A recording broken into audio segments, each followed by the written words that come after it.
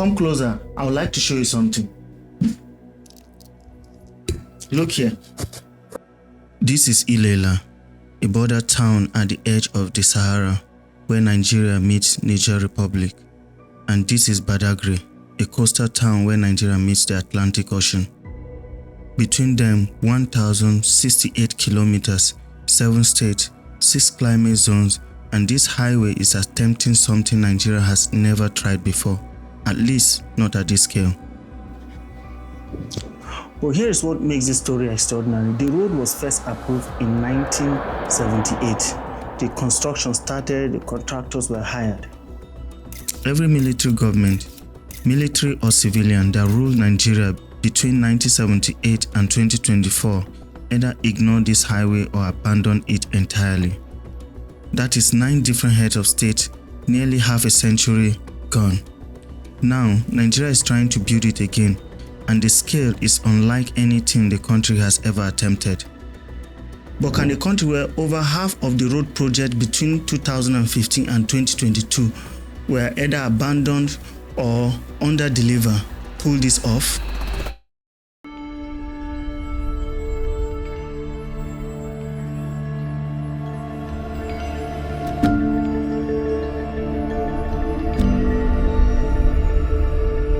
Nigeria has built thousands of kilometers of highways over the decades, expressways connecting major cities, east-west corridors linking the coast, roads serving the country's booming urban centers, but there has always been one critical connection missing.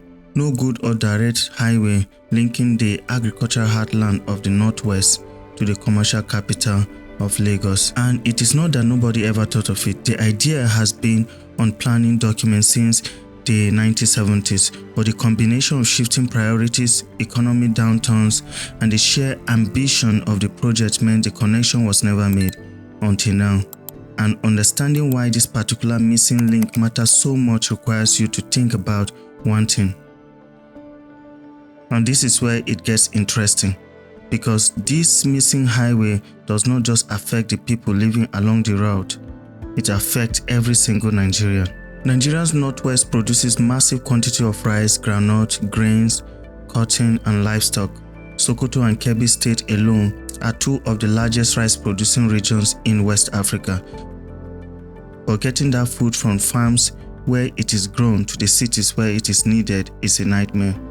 President Tinubu himself admitted that Nigeria loses 60 to 70% of its food produce, not to drought, not to pests, but to bad roads, banditry, and the sheer cost of moving goods across the country. More than half of all food grown in Nigeria never reaches the people who need it. The result? Food inflation hit 40% in 2024, and economists estimate that transportation alone accounts for up to half the final price of food in Nigerian markets. There is a farmer in Kebbi who grows rice, and there is a farmer in Lagos that cannot afford to buy it. Between them, it's not just distance, it's a broken infrastructure system that turns a 1,068-kilometer journey into weeks-long ordeal of bad roads, extortion checkpoints, and spoiled cargo. But before we get into the politics and the money, and trust me, the politics of this road are wild, let me show you what makes this highway genuinely unlike almost anything else being built on earth right now. Starting at kilometer 0 in Ilela, you are in the Sahel, temperatures above 40 degrees Celsius, 120 kilometers south in Kebbi, and you enter the Sudan Savannah, open grassland fed by Sokoto-Badagry River, one of the most productive agricultural zones in West Africa.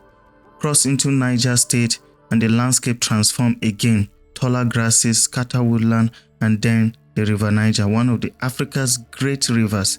The highway will need to cross it. Continue south through Kwara and Oyo, and you enter rolling hills, forest savanna, transition zones. The air changes, the vegetation thickens. Keep going through Ogun and you hit dense tropical forests. And then finally Badagry, lagoons, mangroves, and the Atlantic Ocean.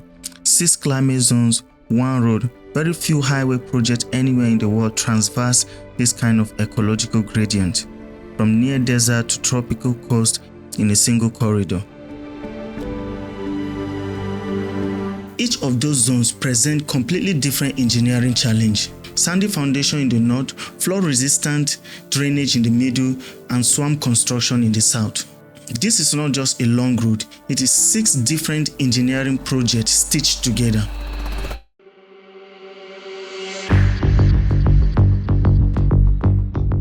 So what actually happened? How does a country start building a highway, then just suddenly forget about it for nearly 5 decades?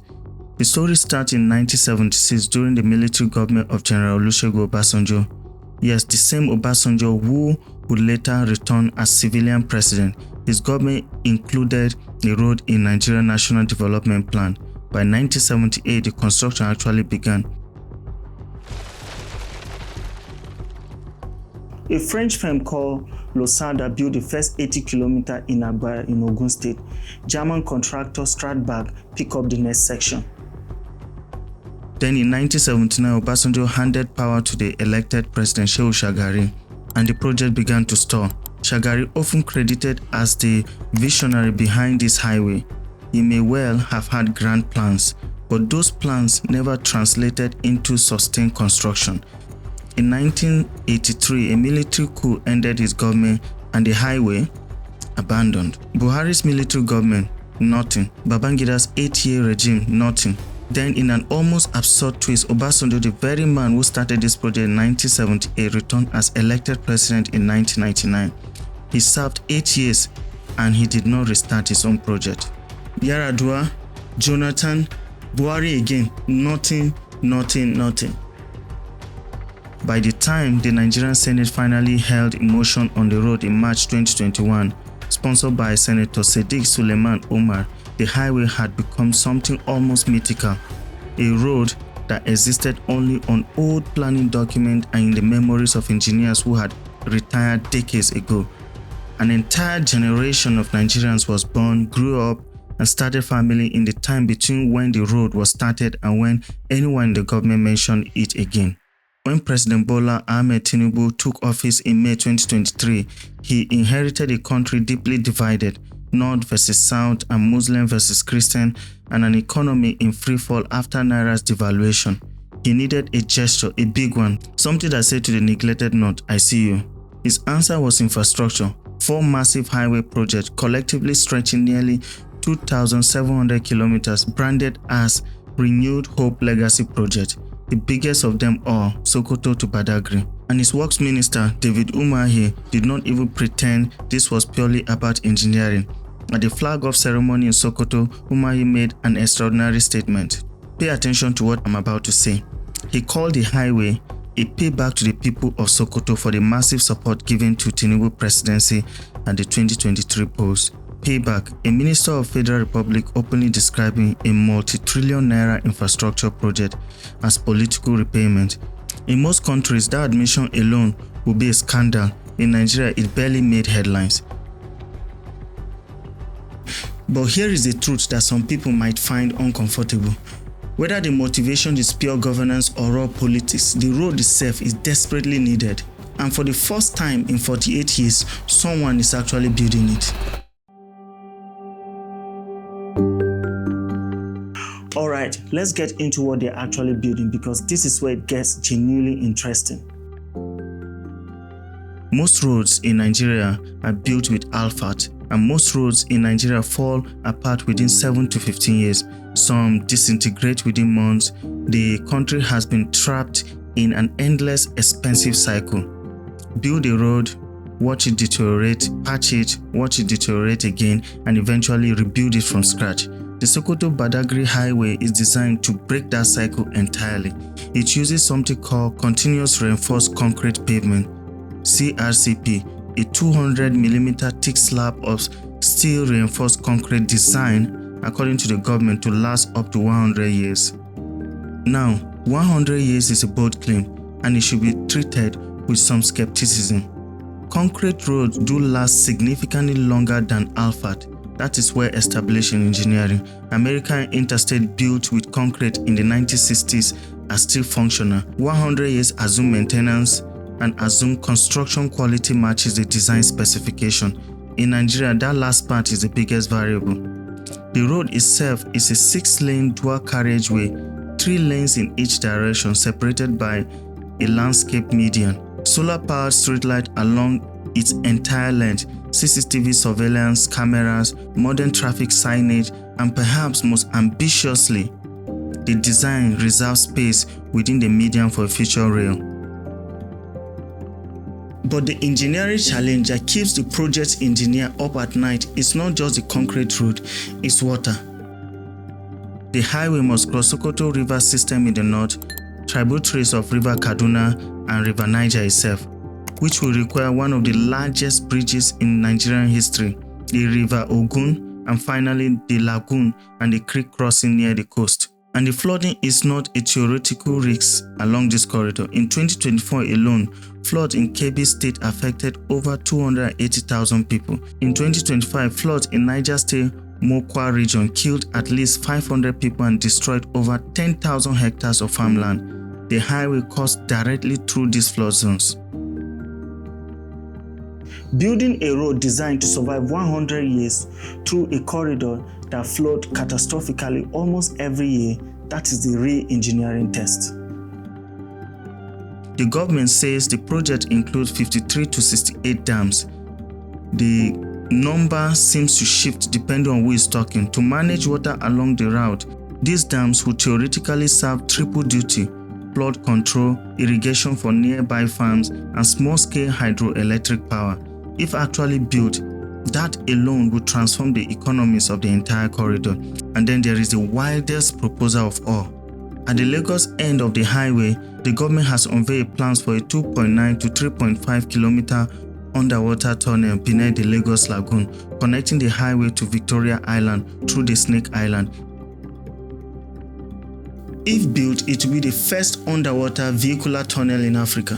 This is ambitious, but the ambition alone tells you something about the scale Nigeria is thinking at.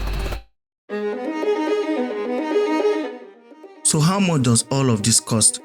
That is a surprisingly difficult question to answer. The initial combined budget for the Sokoto-Badagry and the companion Lagos-Calabar Coastal Highway was stated at 13 trillion naira, roughly $8 to $9 billion depending on the exchange rate. But the minister Umahi has since acknowledged that the real figure has likely risen to 20 trillion naira due to the collapse of naira's value and inflation. For the Sokoto-Badagry Highway alone, the known Federal Executive Council approval include about 920 billion naira for the Sokoto sections, nearly 2 trillion for the Kebbi, and additional amounts still being approved for the southern sections. The total for the full dual carriageway will likely exceed 5 to 7 trillion naira. Now here is where it gets complicated. The project uses what is called EPCF model, engineering, procurement, construction plus finance. What this means is that the contractor, High-Tech Construction, does not just build the road. The contractor also arranges 70% of the financing through loans, with the federal government covering remaining 30% from its budget. The government claims the loan interest rate is just 2.5%. But here is the thing, no one has publicly identified which financial institution is providing this loan. No terms have been published, no independent verification exists, and then there is a question that every infrastructure analyst in Nigeria is asking: why is there only one contractor? Every single section on the Sokoto-Badagry Highway and the Lagos-Calabar Coastal Highway has been awarded to High-Tech Construction, a subsidiary of the Shagari Group. No competitive bidding process has been disclosed. The government justification is that High-Tech has the capacity and the track record, pointing to its work on Apapa-Oshodi Expressway. Critics, including former Vice President Atiku Abubakar, has argued that this violates Nigeria's 2007 Public Procurement Act, which mandate open competitive bidding for contracts of this scale. Transparency International Nigeria has alleged cost inflation. But perhaps the most damning detail is this: no independent feasibility study for the Sokoto-Badagry Highway has been publicly released, no traffic demand forecast, no cost-benefit analysis. For a project worth trillions of naira, the public record of how these decisions are made is astonishingly thin. Does this mean the road should not be built? No, the need is real. But the gap between the need and the process is exactly how Nigerian infrastructure projects have historically gone wrong.